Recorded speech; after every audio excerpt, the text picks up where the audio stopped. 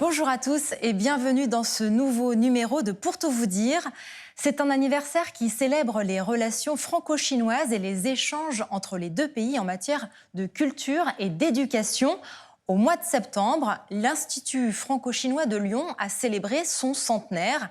Fondé en septembre 1921, cet établissement était la première et unique université chinoise créée hors de Chine. Nous allons revenir sur cette histoire étonnante, mais aussi sur l'évolution de ce qui est devenu aujourd'hui le nouvel Institut franco-chinois. Nous avons réuni pour en parler deux fins connaisseurs de ce lieu et des relations entre la France et la Chine. Il s'agit de Hubo et d'Alain Labatte, que je vais vous présenter dans un instant. Et puis, dans la deuxième partie de l'émission, nous reviendrons très logiquement sur le pendant pékinois de l'Institut franco-chinois, Ishuba, un lieu lui aussi hors du commun dont nous accueillerons la fondatrice Christine Cailleul. Mais je vais commencer tout de suite par vous présenter nos invités. Tout d'abord, Hubo, bonjour. Hubo. Vous êtes un ancien diplomate, vous avez été commissaire de l'exposition universelle de Shanghai en 2010, conseiller stratégique à l'UNESCO. Vous êtes aussi un enseignant à l'ESCP et à la CEIBS à Shanghai. Et vous êtes également président de l'Association des Amis de Wu Jianmin. Et vous, Alain Labatte, bonjour. Bonjour. Vous êtes professeur agrégé de chinois. Vous avez été chargé de mission d'inspection pour le chinois dans plusieurs académies. Vous êtes président de la Fédération des associations franco-chinoises et vous êtes aujourd'hui vice-président du nouvel Institut franco-chinois de Lyon. Et vous intervenez également dans les relations entre Lyon et la Chine. Alors, je le disais tout à l'heure en introduction, le nouvel Institut franco-chinois de Lyon fête son centenaire cette année. Différentes manifestations ont été organisées pour l'occasion. Hubo, notamment, vous avez participé à ces célébrations en organisant un webinaire sur cet anniversaire et sur l'Institut et aussi les échanges entre la France et la Chine. Est-ce que vous pourriez nous en dire quelques mots? Pourquoi d'abord avoir pris cette initiative? Vous me posez la question pourquoi? Mais pour moi, il est tout à fait naturel parce qu'il fait partie de l'ADN de notre association. Je préside l'association qui porte le nom de l'ancien ambassadeur Wu Jianmin. Alors peut-être vous allez nous expliquer, parce que peut-être nos téléspectateurs ne connaissent pas l'ambassadeur Wu Jianmin. C'est une figure emblématique pour la bonne relation franco-chinoise. Il est l'ambassadeur entre 1998 et 2003. Il a consacré toute sa vie pour la bonne entente, compréhension franco-chinoise. Il est commandant de Légion d'honneur fait par Chirac, mais malheureusement, à cause d'un accident de voiture, il nous a quittés. Et comme je suis son collaborateur, je le connaissais depuis presque 20 ans, et puis je me rappelle toujours, 2 semaines avant sa mort, qu'est-ce qu'il m'a dit. Donc je pense qu'il faut continuer ce qu'il a fait, c'est-à-dire la valeur du dialogue et de la paix, donc avec des amis français. Nous sommes une association basée à Paris. Nous avons fait déjà pas mal de choses, c'est-à-dire le dialogue et la paix. Je pense que c'est le temps qui nous exige la situation, puisqu'on vit un moment très compliqué, pas seulement dans le monde entier, mais aussi pour la relation franco-chinoise. Ça nécessite une compréhension renforcée. Et puis je pense que la date choisie, elle est magnifique. D'abord, c'est le centenaire. C'est l'ancien l'Institut franco-chinois centenaire, il y a 100 ans, c'est-à-dire que la France et la Chine travaillaient main dans la main pour créer cet institut. Deuxièmement, c'est la fête de Lune, dont je pense que ce sens familial qui est important. La fête de la Lune, donc en septembre, ce qui est une des plus importantes. C'est la même date, fêtes. C'est le 21 septembre, n'oublie pas. Donc c'est familial. Moi, je pense que dans ce moment très compliqué pour la relation franco-chinoise, tout le monde le sait, il faut réchauffer le cœur, il faut trouver cette étincelle du cœur. Ça là. Donc il y a 100 ans, on a fait des choses ensemble. Troisièmement, c'est important parce que c'est la journée mondiale de la paix. C'est l'ONU qui a proclamé tous les 21 septembre, les citoyens, les pays membres doivent fêter quelque chose pour la paix. Donc avec le soutien du président Alain Labatte, on a fait, c'est un geste pour moi, commémorer, rendre l'hommage à nos ancêtres, à nos fondateurs, mais à la fois aussi montrer qu'on est là pour faciliter la compréhension entre nos deux peuples. Alors, on va revenir maintenant sur l'histoire de cet institut franco-chinois de Lyon, qui est une histoire assez particulière et peut-être pas très connue, en dehors de la ville de Lyon, bien sûr. Cet institut n'aura probablement pas vu le jour sans le mouvement travail-études dont parlait Subo à l'instant. Est-ce que vous pourriez nous rappeler, dans un premier temps, ce que c'est que ce mouvement travail-études qui a fait venir des étudiants chinois en France? Et puis après, on reviendra peut-être sur les fondations de l'Institut. Tout à fait. Ce mouvement travail-études donc, a vu le jour dans les premières années du XXe siècle, avec l'arrivée notamment à Paris en 1902, d'un jeune Chinois qui s'appelait Li Shizang. Et lui, donc, vient à Paris. Il fait des études d'agronomie, et il travaille également à l'Institut Pasteur.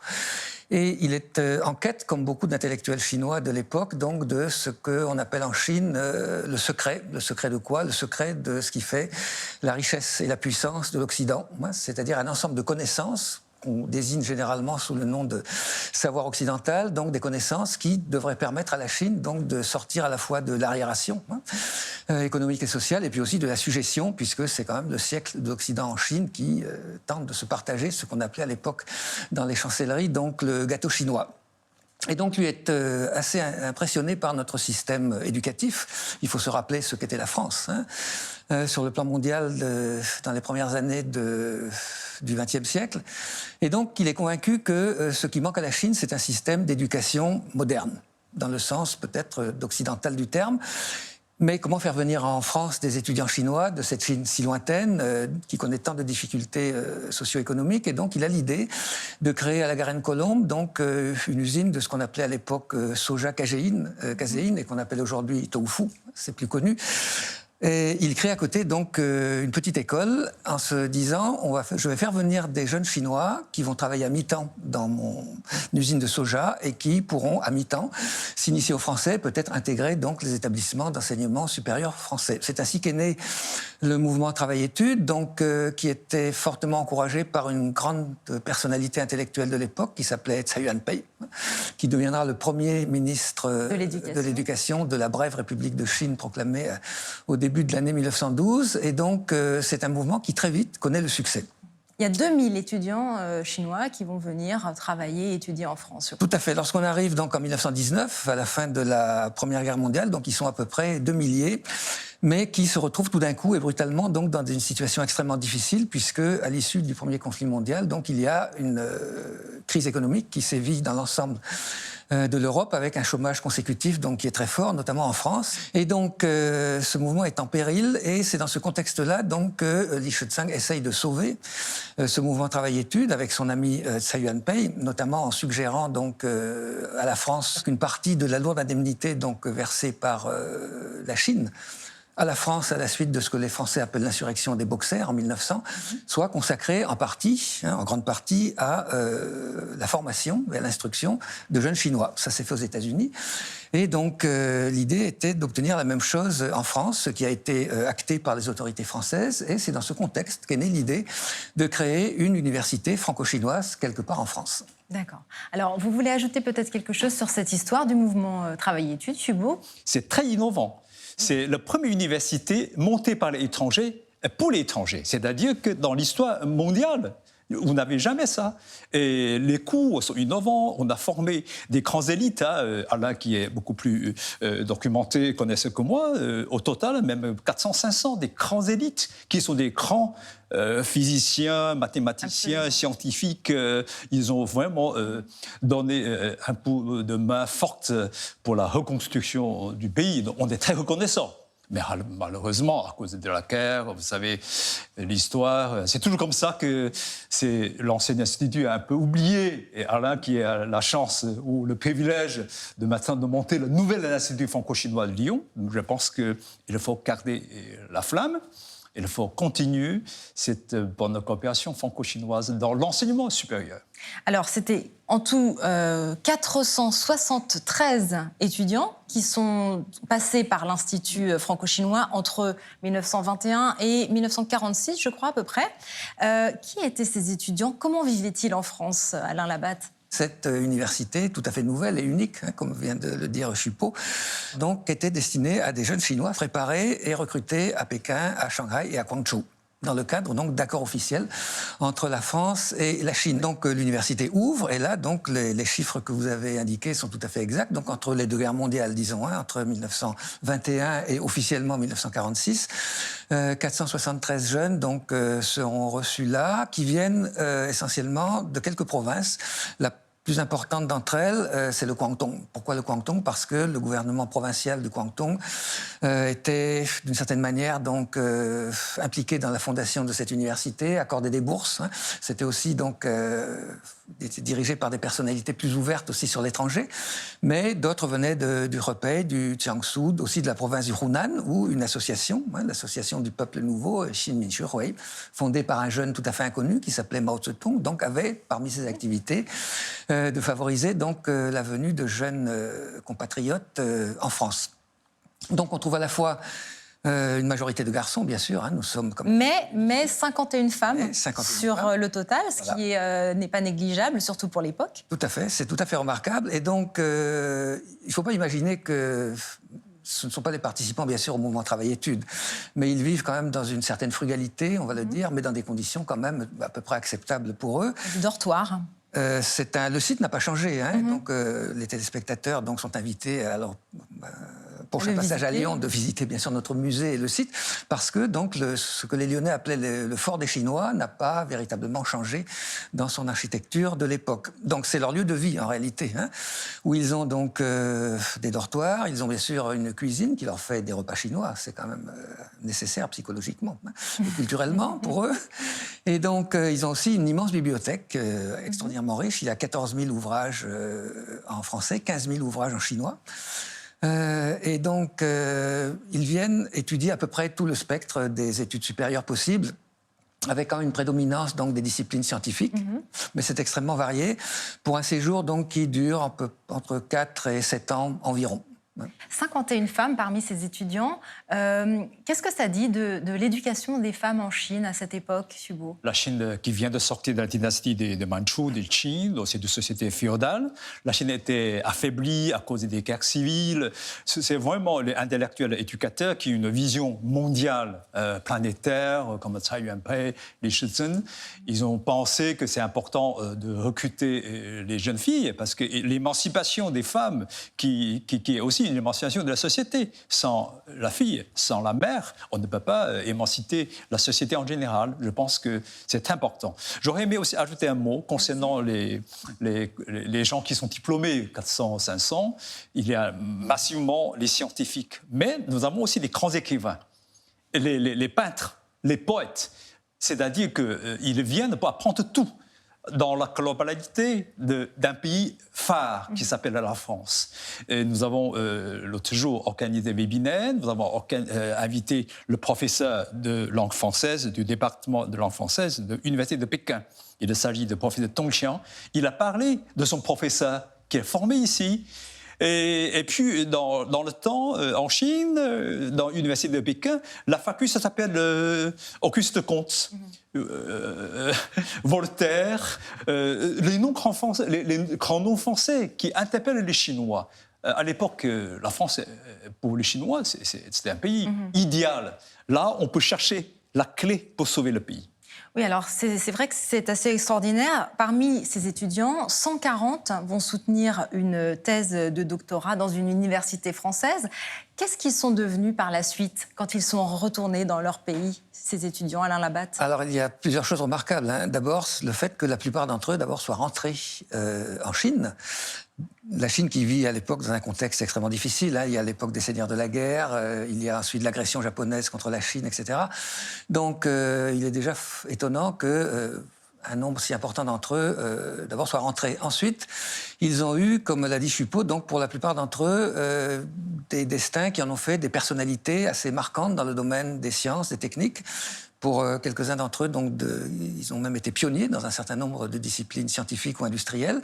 Et puis d'autres, donc, qui se sont consacrés aux arts et aux lettres, notamment à la traduction, et qui ont été de véritables passeurs, des traducteurs, d'abord du français vers le chinois, du chinois vers le français, et qui ont permis donc aux littératures des deux pays de commencer à être mieux connues, au-delà de la fameuse première traduction donc, d'un roman français en chinois, La Dame aux camélias, qui était à peu près tout ce qui était connu avant eux.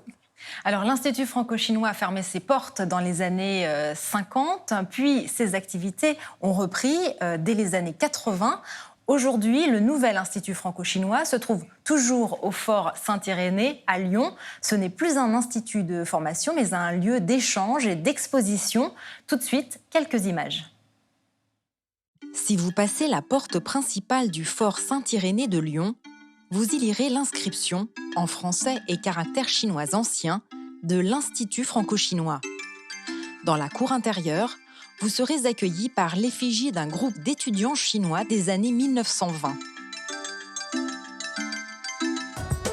Depuis 2014, l'Institut s'est mué en une plateforme d'échange pluridisciplinaire autour de la culture chinoise.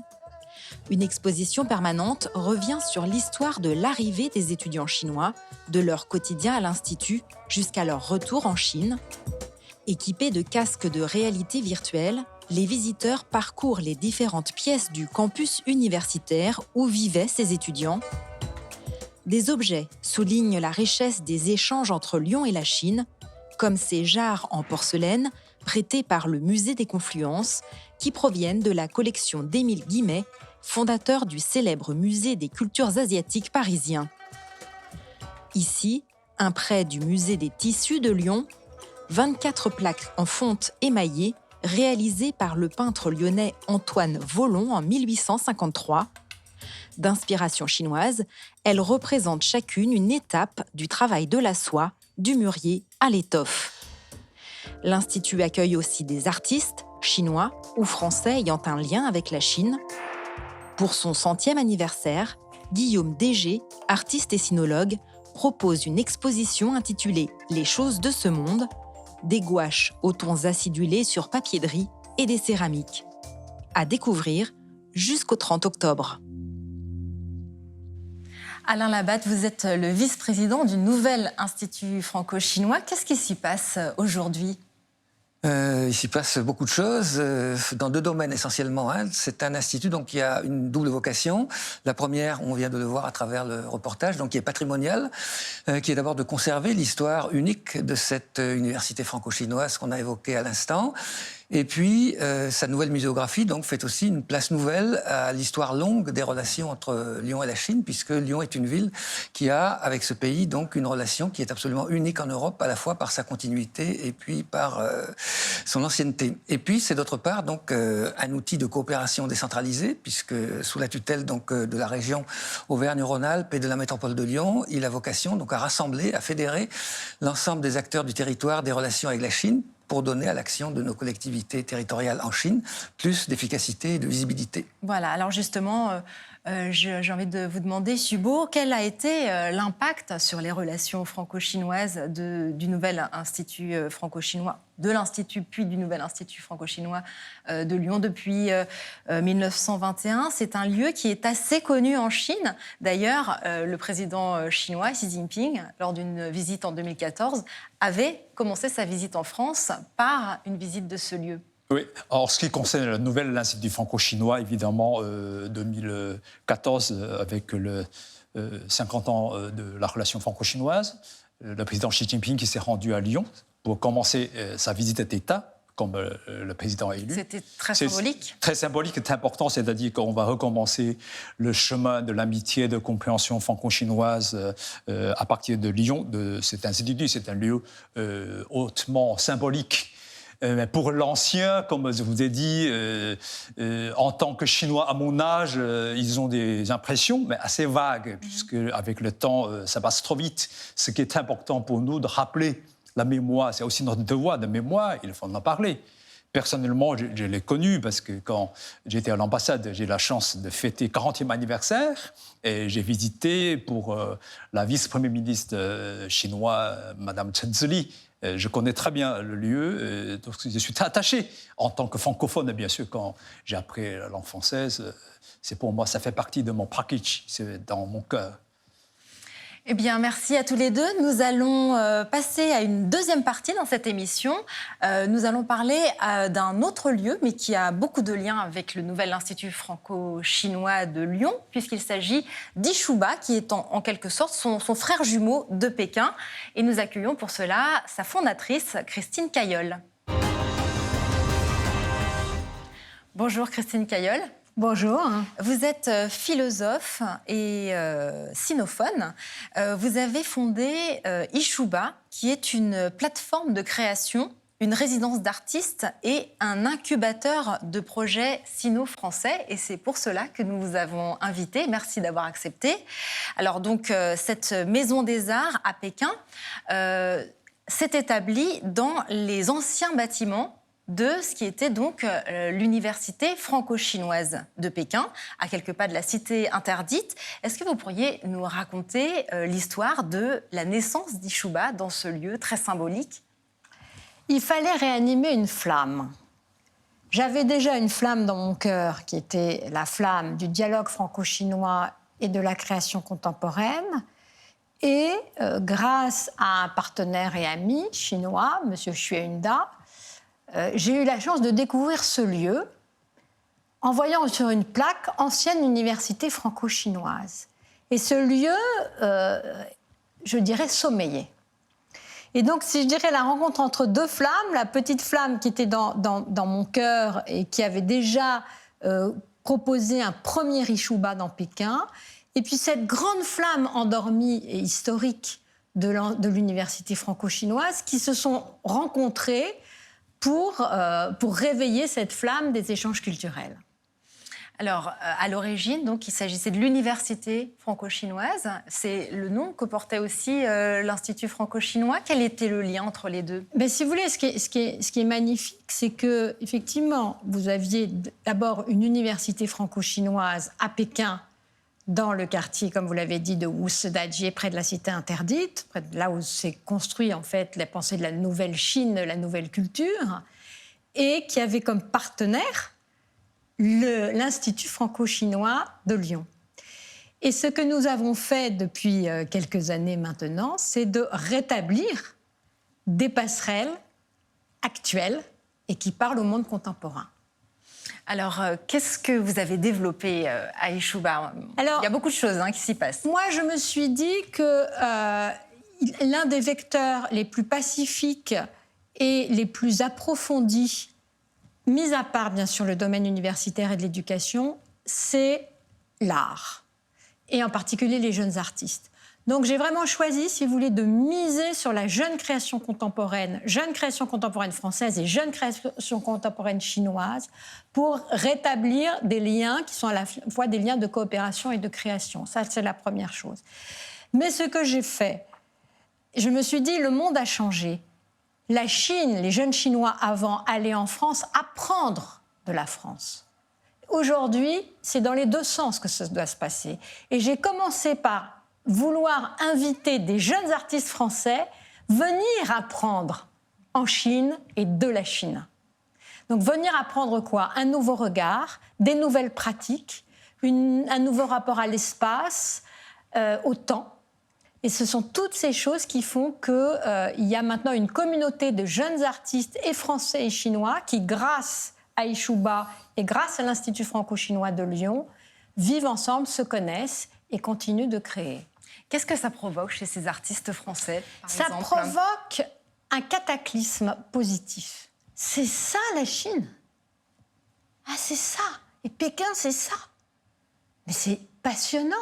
Mais c'est une nouvelle manière, une autre manière, en tout cas, de vivre les choses. Et par rapport à tout ce qu'on entend habituellement et au prisme que nous avons dans notre culture et dans notre pays, c'est une perception directe de la richesse, de la beauté, et je dirais de ce que la civilisation chinoise peut avoir de plus riche et de plus dynamique. Xubo et Alain Labatte, vous travaillez tous les deux aussi dans ce passage de culture entre la France et la Chine et dans l'enseignement. Vous avez recueilli des témoignages comme ça de Français qui découvraient la Chine ou de Chinois qui ont découvert la France et voilà, avec une passion qui est née à la suite de ces échanges. Oui, dans la mesure où, bien sûr, chaque année, en partenariat avec l'ISHUPA, comme l'a rappelé Christine, donc nous accueillons 3 ou 4 jeunes artistes contemporains chinois qui ont été primés par l'ISHUPA. Et à l'occasion, donc, c'est peut-être aussi un artiste français qui a travaillé en Chine ou qui est fortement inspiré par la Chine. Et c'est une découverte tout à fait exceptionnelle des deux côtés, parce qu'en réalité, on connaît assez mal l'art contemporain chinois chez nous.